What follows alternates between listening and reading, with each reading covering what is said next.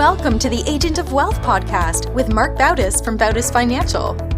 In this podcast, Marc helps guide you towards financial freedom, ensure you never run out of money, and create a balance in life that prioritizes what is most important to you.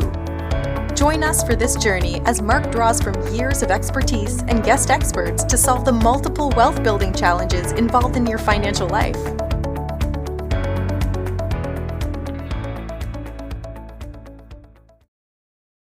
Welcome back to the Agent of Wealth. This is your host, Marc Bautis. Today we're diving into a topic that combines smart financial strategies with the thrill of travel, credit card hacks.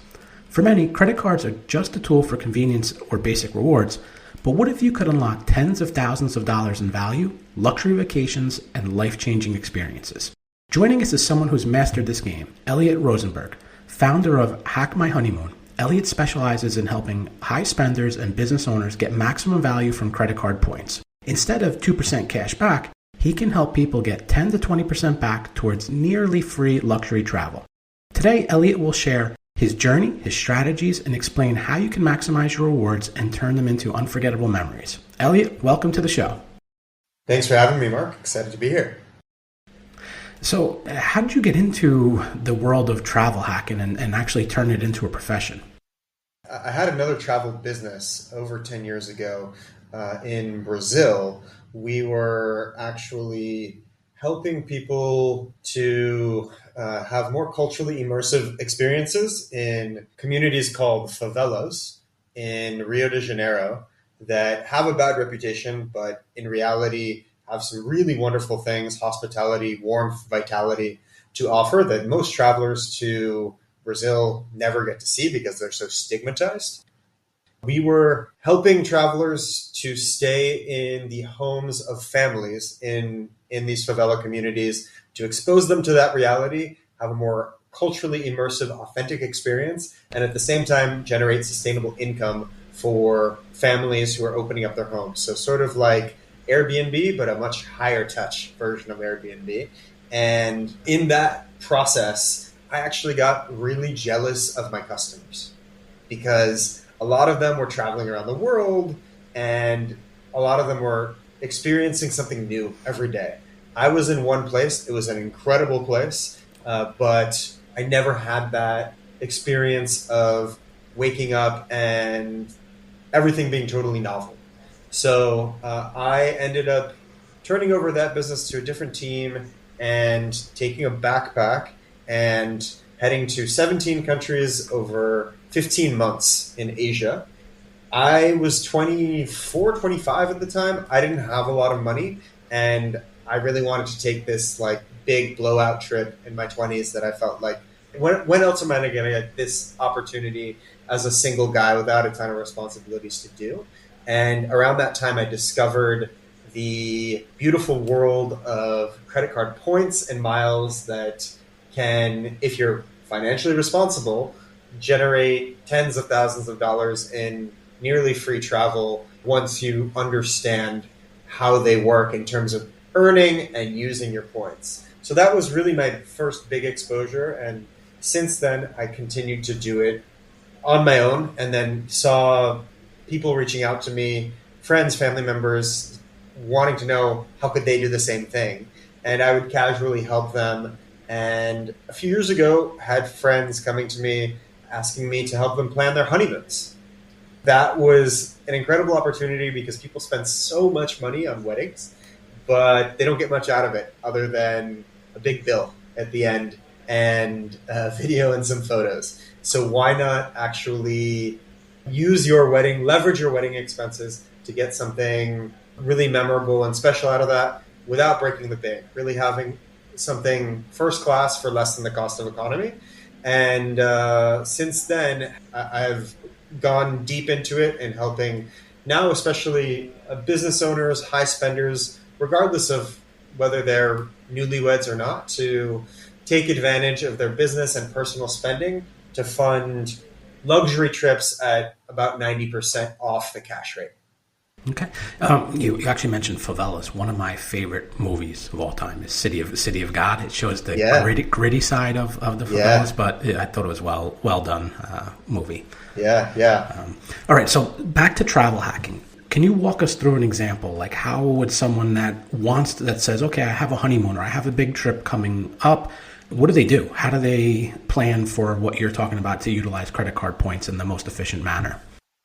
Yeah, so for high spenders who are probably already spending on credit cards, most people are not getting a great return on their spending. Usually it's around 1 or 2%. It could be cash back. It could be something like Delta Sky Miles if you like flying on Delta and you thought, why not open a Delta credit card?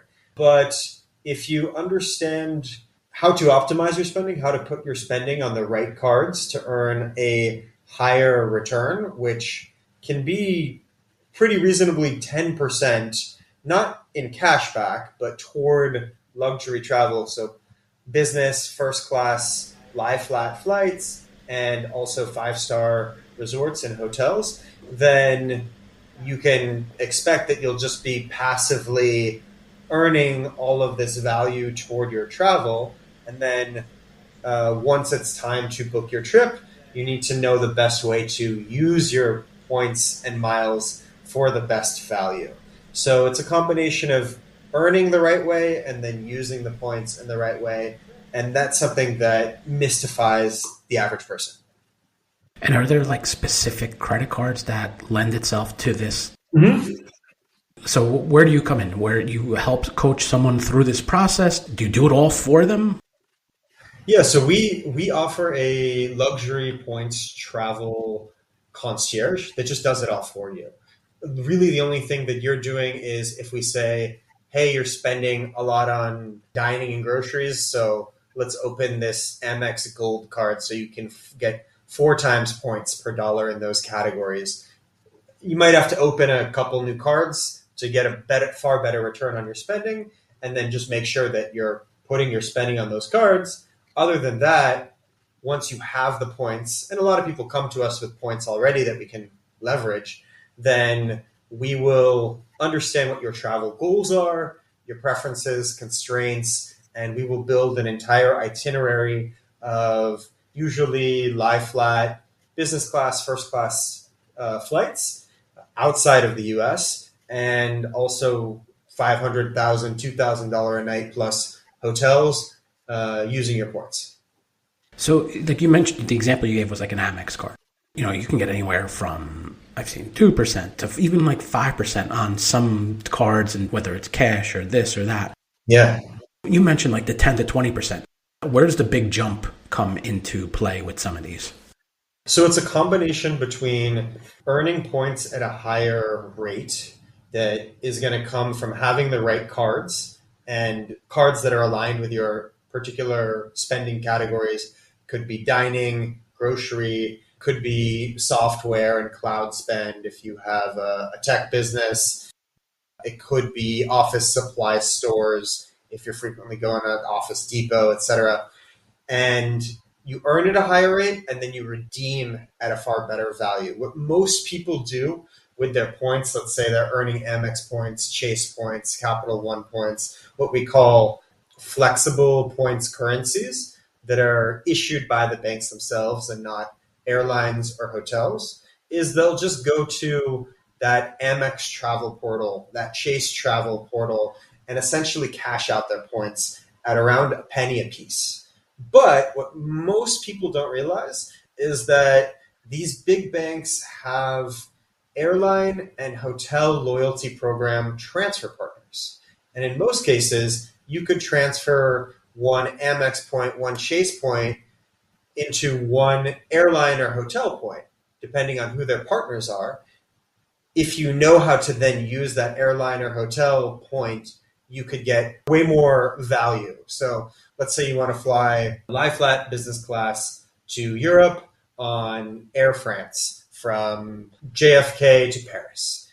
If you're just one person, that's probably going to be about $4,000 or $5,000 on average. If you were to go into your Amex portal, your travel portal, and buy that flight using your points, it's going to cost you usually 1 cent a point. So we're talking 400,000 Amex points.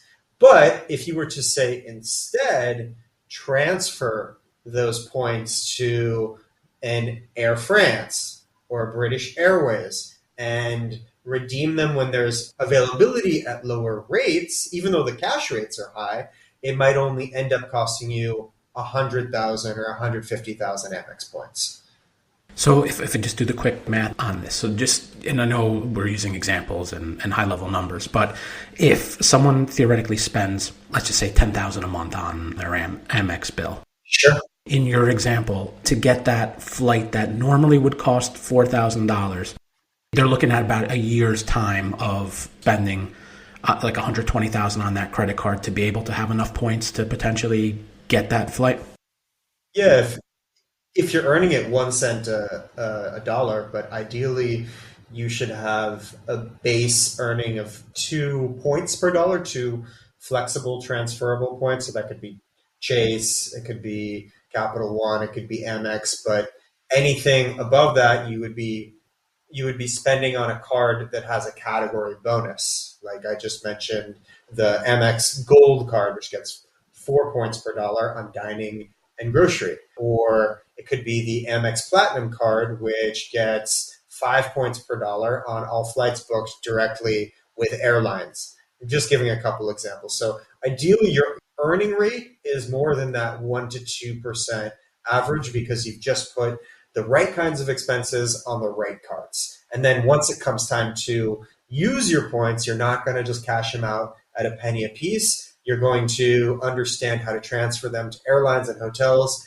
assuming that you're flexible. Flexibility is the key here. If you're saying, I need to go to London on July 4th weekend, I've got a family of 5, we want to fly in lie flat business class there and back, and we want to stay at the Park Hyatt for 5 nights, let's do this, then it's going to be a lot harder. But if you say, actually, I'd like to go somewhere warm and beachy when it's cold in the Northeast, and I'm flexible as long as it's not going to take more than 12 hours to get there, then yeah, it's quite easy to get great deals.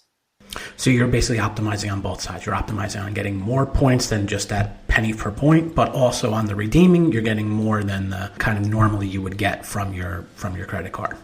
Yeah. And also just helping people to, like a travel agent would, to find destinations and build itineraries that are aligned with their travel goals, preferences, and constraints. Yeah.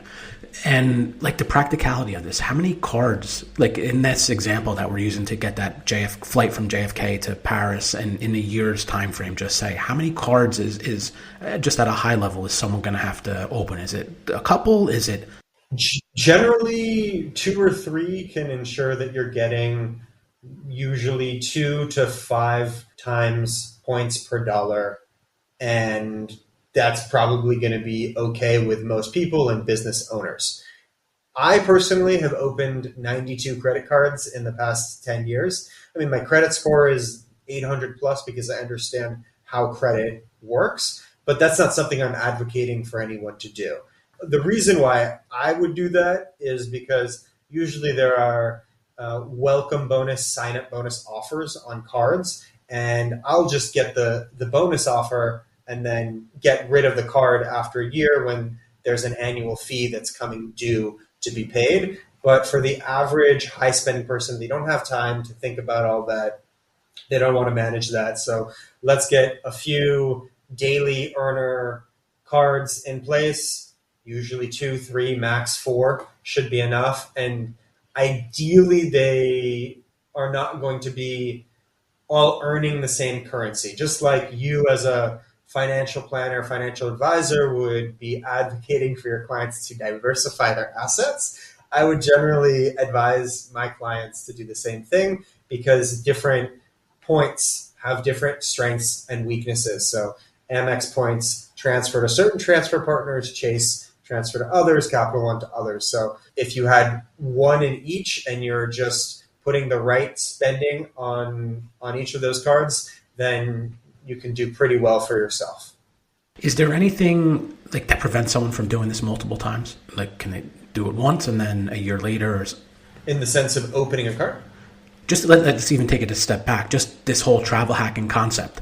or like do you get put on some watch list from the credit card company or the travel company or something like that? Because everyone's skeptical at first, right? Their ears come up and they say, oh, I'm going from something I can get 4%, 2%, 3% to something where I'm 10 timesing the rewards. There's got to be a catch.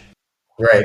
So I'm never going to advocate for people to do anything illegal. And I'm even going to say I'm never going to advocate for people to do anything unethical or anything that even violates the terms and conditions that the banks and the frequent flyer programs and hotel programs have. The thing that would maybe want to watch out for is opening too many cards too quickly and then getting a sign-up bonus on a card and canceling the card in less than 12 months, because that could be a signal to the credit card issuer, the bank, that you're just gaming the system. But if you've just opened 2 or 3 cards over, say, 6 months, and you're putting tens of thousands of dollars in spending on those cards, then the banks are going to be happy, especially banks like Amex, who have such high card processing fees, earn a ton every time you make a purchase. So when you multiply that by tens of thousands, some people putting hundreds of thousands of dollars on Amex cards, they're minting thousands of dollars in revenue just from you spending on one card. So you can be quite a profitable customer to them. Yeah, and actually maybe this is outside of travel hacking, but can you just explain the way that a credit card company makes money? Because I think a lot of people assume it's only if you carry a balance and you're paying interest. Yeah, it depends on the company. Different banks will have different models, but like you said, yes, there's interest fees, there's late fees, there are miscellaneous fees like foreign transaction fees that are primary ways that banks can monetize credit card customers, but especially for premium high spending customers even those who are paying their balances off in full on time every month, never paying any interest, any late fees, they're just going to be monetizing from every time you make a purchase. And that's the card processing fee. Sometimes it's called a merchant discount rate. It's usually in the range of 2 to 4%, depending on who the card issuer is and what card network it's on, like Visa, MasterCard, Amex. Amex tends to be known as having the highest card processing fees for merchants, and merchants are willing to pay that because Amex has a more premium customer base. If you accept Amex, then you're opening up your business to higher spending customers. So banks can make a lot of money if you're a high spender, even if you're fully financially responsible, just by you spending on their cards. And another thing is a lot of these premium cards do have annual membership fees. Like the Amex Platinum card is a common one, and that's got a $695 annual fee.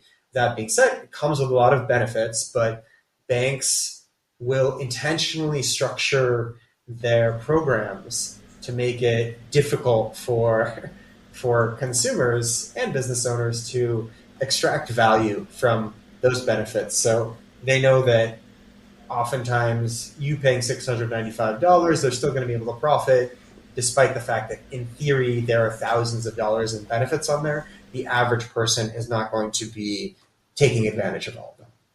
In terms of the cards that you work with a lot, are a lot of them fall under those premium cards where they're charging startup costs and annual fees, or is it mixed between some are free to use, some do have a cost? It's varied, but especially if you're looking to get some like non-points benefits, things like lounge access or automatic loyalty program status, then some of those cards can have annual membership fees in the few hundreds of dollars.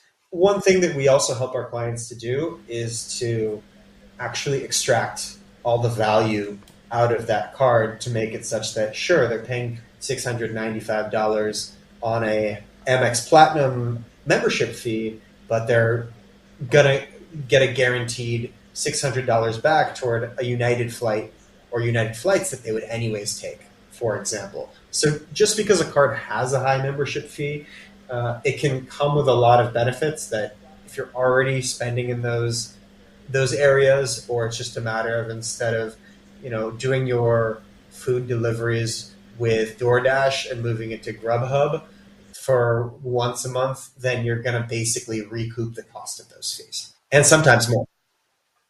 I see a lot of people who will rate chase with their banks, meaning that they'll have a savings account and they'll always be looking to see who's got the highest interest rate. If one goes from 4% to 4.25%, they'll move.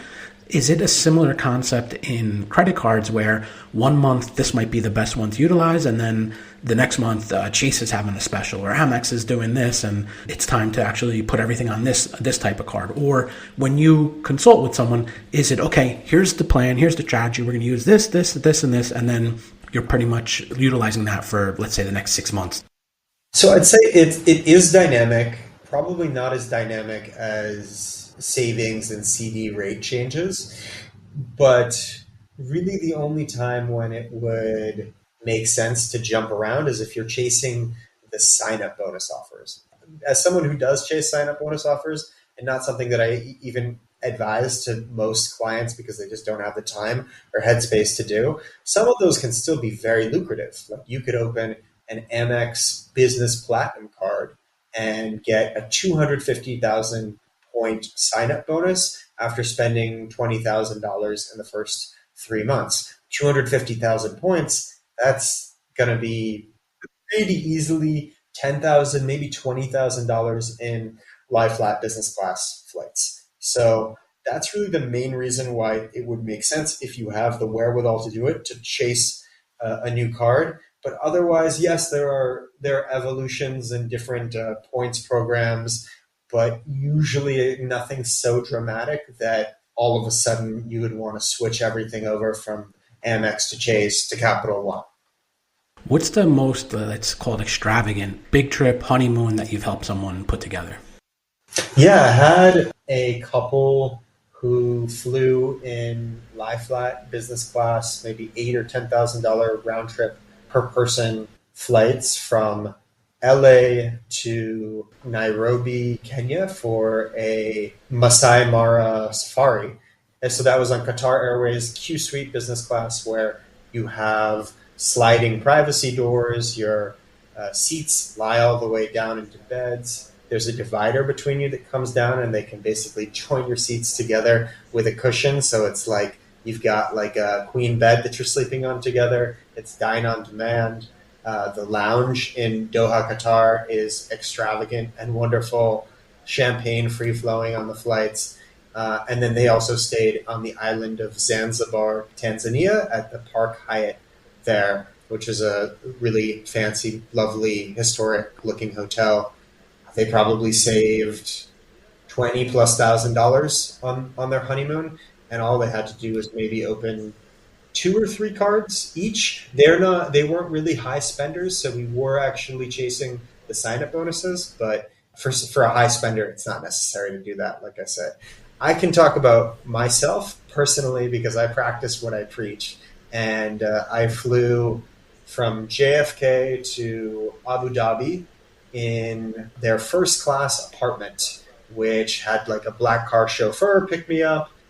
I had a couch in my suite on the plane, and of course a seat that turned into a bed. I had a chef customizing meals to me. There was a shower at 35,000 feet that I was able to shower in. There's a bar on the plane where the first and business class passengers can hang out. So I did that, and then I also stayed in one of those overwater villas in the Maldives for my honeymoon. Sorry, that last one, it was a $17,000 one-way flight, and I paid $7 in taxes. And the honeymoon that I took in the Maldives was essentially free, and we stayed in one of those overwater bungalows.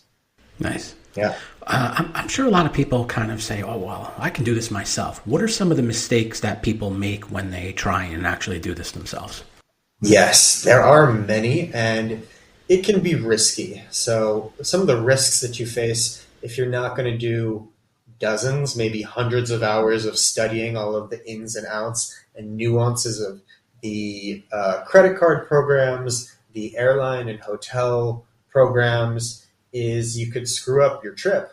You could, for example, say like, oh, I'm going to transfer my city points to British Airways because I see this awesome flight that I want to take. And then you see that there's availability on British Airways or using British Airways points for this flight. And then you make the transfer into British Airways, and then the flight isn't bookable. It's actually gone. And that could just be because someone took it in the meantime, or it could be that it was phantom availability. It wasn't there to begin with. It was just like a tech glitch. And now all of your points are sitting in British Airways, and you have no clue what the heck to do with them.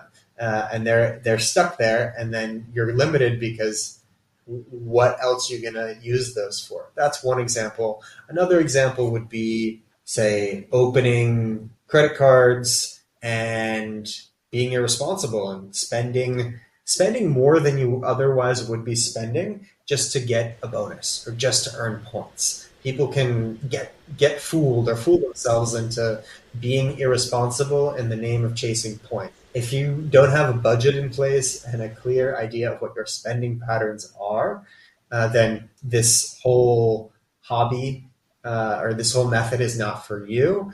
You could put yourself in a lot of debt. You could screw up your credit score if you do this all wrong. Great. That's some great tips.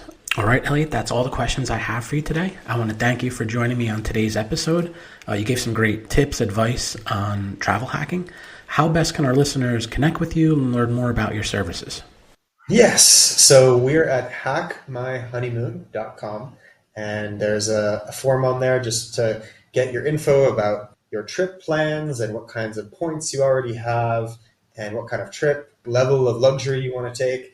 And then we'll be in touch from there. Otherwise, if anyone's on social media, on pretty much all of the platforms, I'm at E.H. Rosenberg, so Rosenberg, and I'm more or less putting out videos with tips and deals every day. Awesome. We'll include all that information in the resources section of the show notes. Thanks again, Elliot, and thank you to everyone who tuned in today. Don't forget to follow the Agent of Wealth on the platform you listen from and leave us a review of the show. We're currently accepting new clients, and if you'd like to schedule a one-on-one consultation with our advisors, please do so at bautisfinancial.com/call. Thank you for listening to the Agent of Wealth podcast. Click the subscribe button below to be notified when new episodes become available. The information covered represents the views and opinions of the guests and does not necessarily represent the views or opinions of Bautis Financial. The content has been made available for informational and educational purposes only and is not intended to be a substitute for professional financial planning and investment advice. Always seek the advice of your financial advisor or other qualified financial service provider with any questions you may have regarding your investments and financial planning.